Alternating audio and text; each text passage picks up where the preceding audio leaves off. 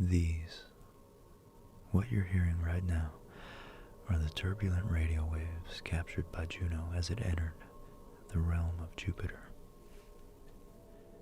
When the Juno spacecraft was traveling through space, it was affected by the interplanetary magnetic field, a huge spiraling field that the sun's solar winds carry toward the planets. But when the craft locked into Jupiter's orbit, it changed environments. First it passed into the bow shock, the boundary where these solar currents are deflected by the furthest part of Jupiter's magnetic field. As it did, it experienced a sonic boom-like jolt of turbulence as it encountered the magnetosheath.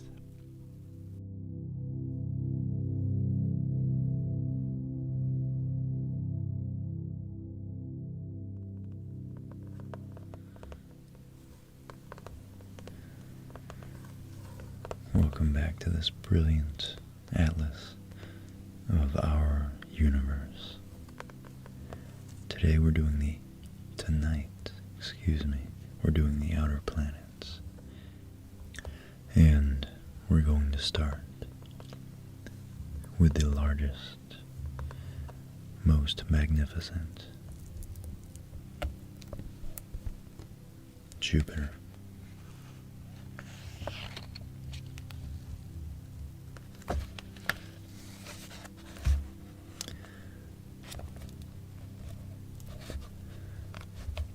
Book is quite unwieldy. It's pretty big. Not as big as Jupiter, though.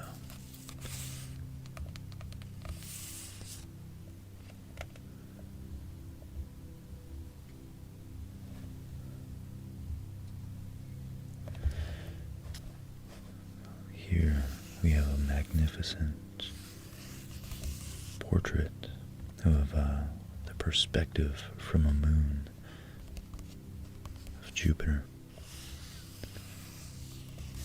And to think that this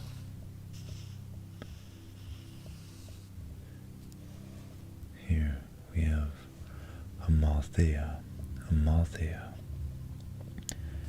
Jupiter's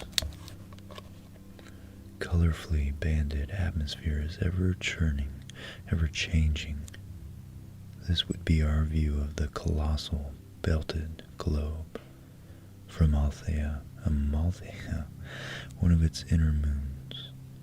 Amalthea is a reddish, rocky little world, about 110,000 kilometers from the top of Jupiter's clouds. So,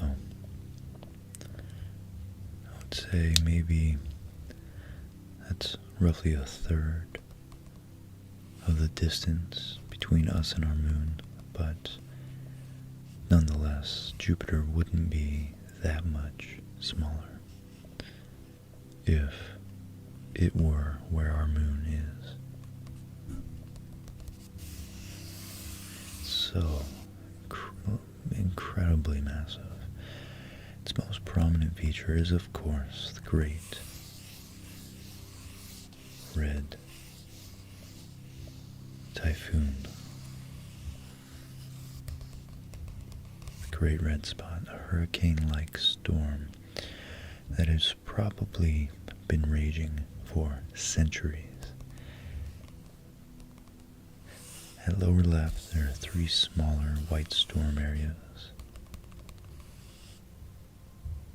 The soft colors of Jupiter's bands shimmer against the black sky. These icy bands may be upwelling atmospheric gases composed of giant molecules. This king of planets is 1.5 times larger than all the other planets put together. It's also the fastest spinning.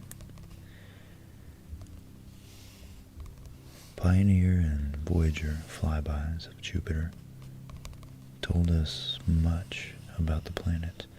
The 2 Voyagers discovered its 14th, through 16th moons, but they found fewer moons in Jupiter's orbit than in Saturn's. The Voyagers also discovered Jupiter's ring system, as we can see, very faintly aligned.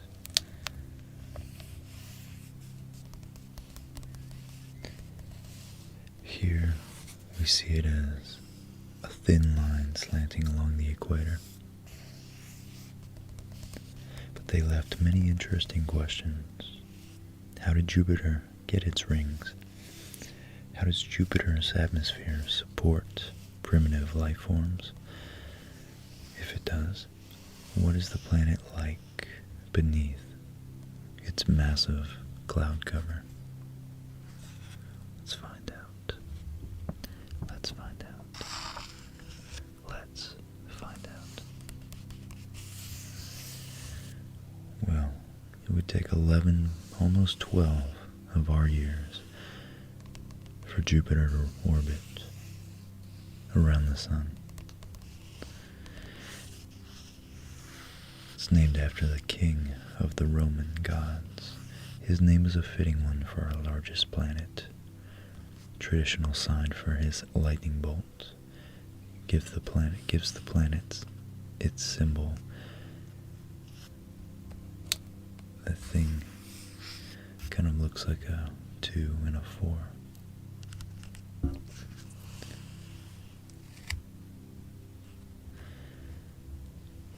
And we could see its average orbitable. Any returning viewers are going to laugh at that mistake. Let's see how long I can keep that up. Its average distance is really, really far. See, I don't necessarily like to read numbers like that, because a lot of times it's vacant facts. It doesn't really have an impact when you say it's 778 million kilometers. At that point, it's so mind-boggling. It's really just out of our realm of imagination. But it's about 6 or 7 times further than we are from our sun. So the 5th planet holds a faint ring system and at least 16 moons in its gravitational grip. 4 moons are as big as small planets. The combined poles of Jupiter and the Sun also keep, and this is really, really interesting, I think, they also keep 2 asteroid groups called the Trojans and the Greeks. So, sorry, they're all Trojans. But there's a Trojan camp and a Greek camp. Let's see if they talk about the Lagrange points. One group moves along a 1/6 of the way ahead of Jupiter, and the other equally far behind. They bear heroes' names. Jupiter's tiny outer moons may be Trojan asteroids, trapped when they strayed too close to the planet. I don't think they will. The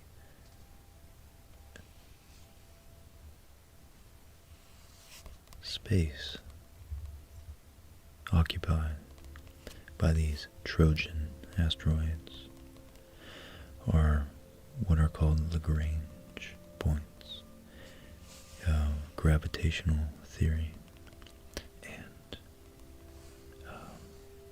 orbital mechanics. For some reason, in a 2-body system, there generally arises 3 more distinct points. Or 4 more, actually. I think one's out here. And I have an episode I did a while back. It's before I started taking this relaxing gig seriously. Just kidding, I just wasn't as good, I don't think.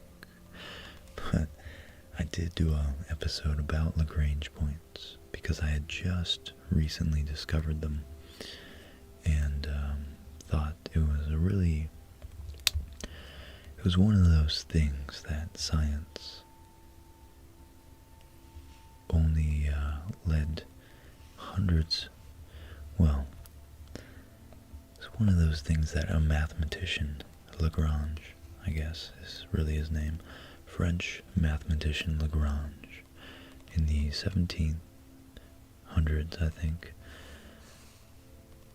he determined that in a two-body gravitational system based on Newton's and perhaps Kepler's equations, there would be kind of gravity wells at these distinct, unique locations, and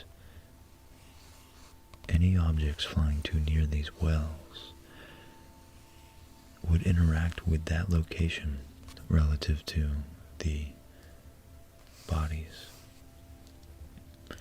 as though there were actually a mass right there. And that's what I mean by gravity wells, which is, I don't know much more than that, but if you're interested, then maybe you are an astronomer in the making.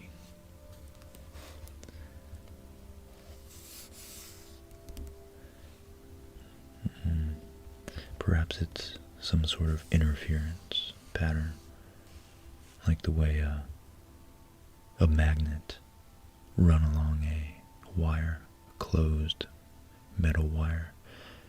If it's run along it, it can use its magnetic field. Using that field will start to interact with the metal ions in the wire and induce a current of electric charge based on the interaction of the magnetic field with the metal.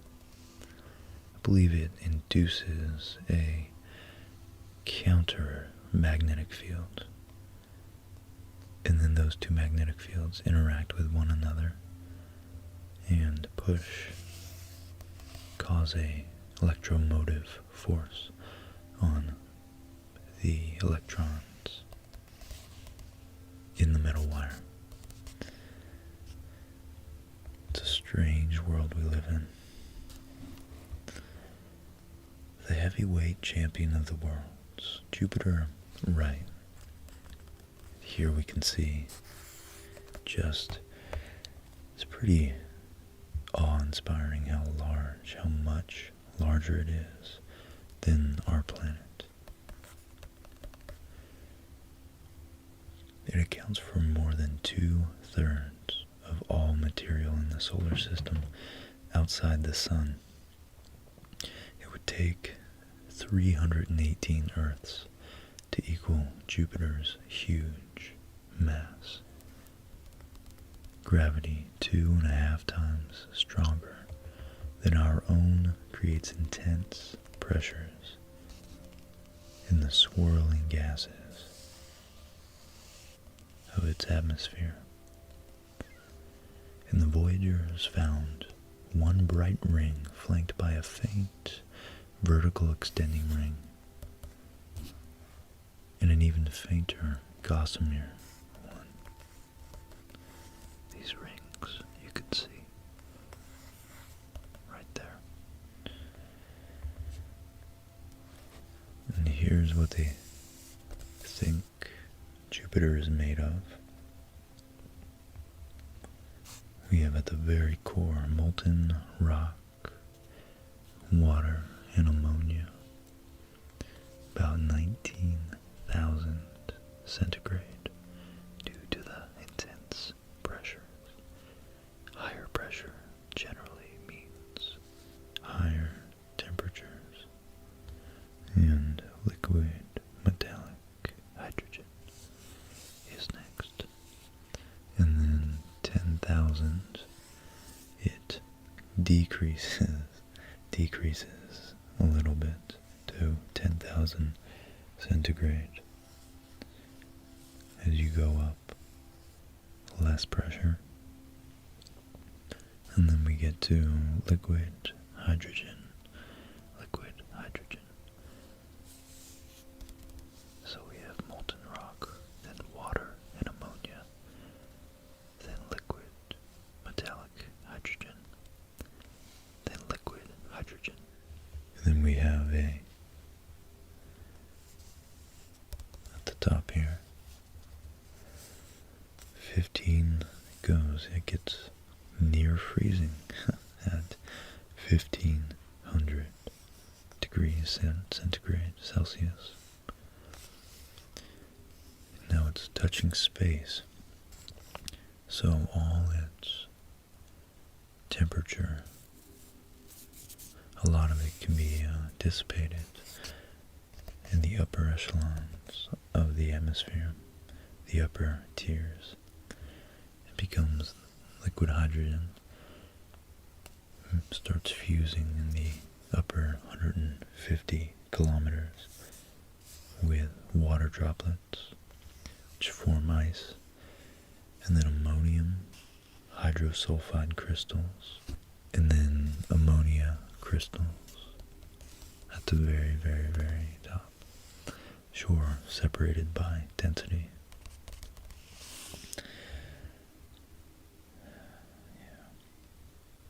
In this pressure cooker level, gases would turn liquid and form a kind of a steamy slush. If you can imagine that, wow, it'd be so compact with pressure. It would be like, just like the steam in a sauna or in a hot tub or out of your tea or coffee. If you could imagine that being compacted and compressed into a liquid, scalding hot slush.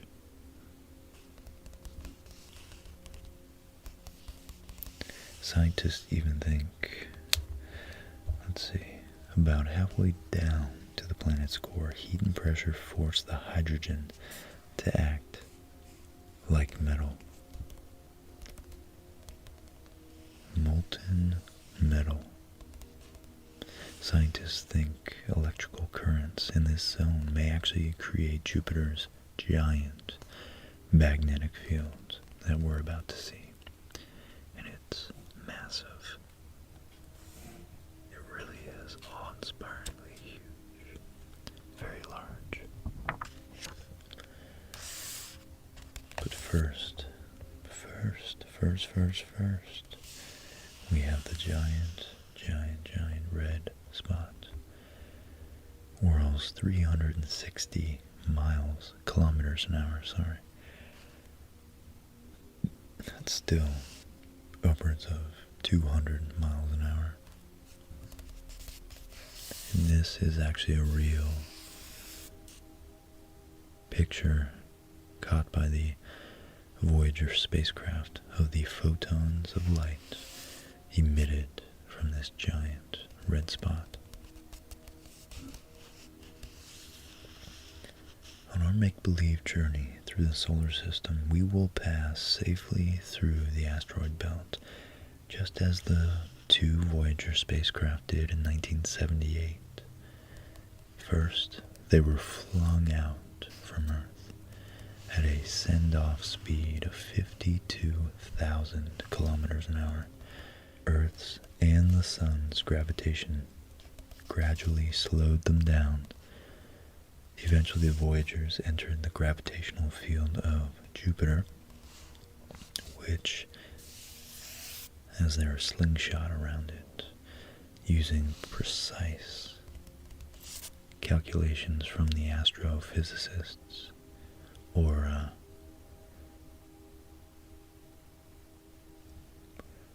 rocket scientists, aviation, aeronautical engineers, maybe. One of those really well-trained individuals. Earth's and the sun's gravity were no longer as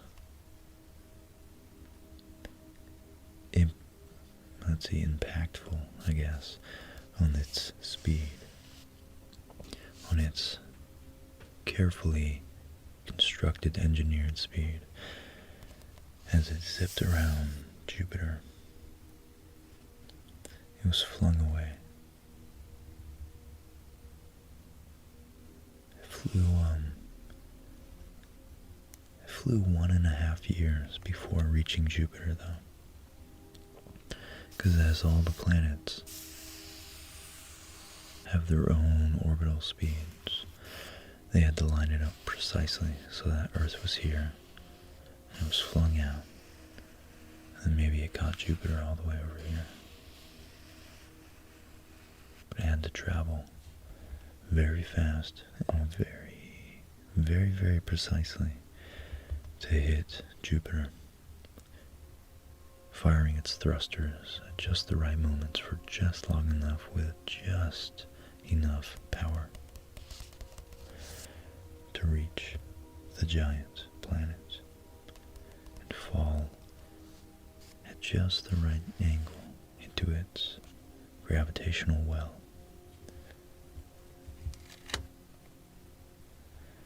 So, let's see. 1,300 Earths could easily be packed inside. A giant planet with giant surprises. 7 million kilometers out from Jupiter, Voyager 1 entered the planet's powerful magnetic field. 7 million kilometers. Wow. And Voyager safely crossed the boundary where the solar wind clashes with Jupiter's magnetic field in an electrically turbulent area called the bow shock. Jupiter's inner moons within the magnetic field are continually showered with high-speed charged particles, mostly protons and electrons.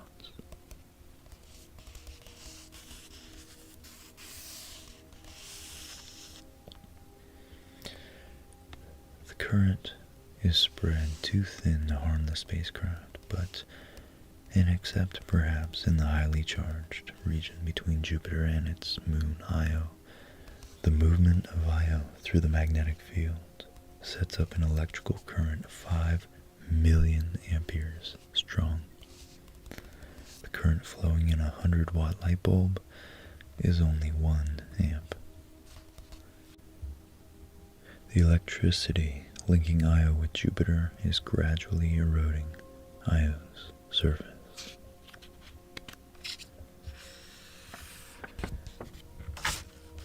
Here we have the magnificent depiction of Jupiter's magnetic field. Gases explode out of Io's volcanoes and break up into charged atomic particles. Jupiter captures them along with surface particles, and they form an invisible donut-shaped electrical cloud around the planet.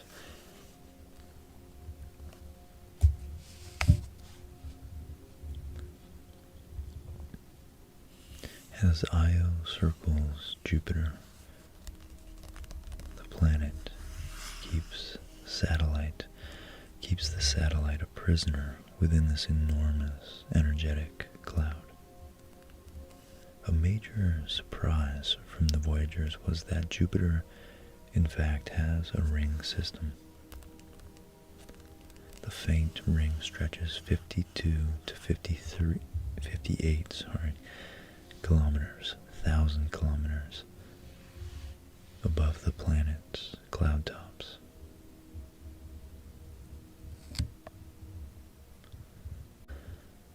An inner halo ring is even fainter, enough thick, although thicker and more diffuse.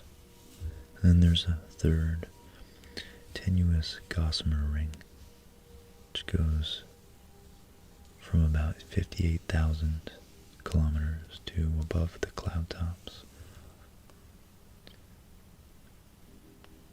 to almost the orbit. 58,000 kilometers above the cloud tops to almost the orbit of Jupiter's moon Amalthea. And what are they made of? Most scientists believe they're rocky debris from Jupiter's innermost moons, Metis and Andraste.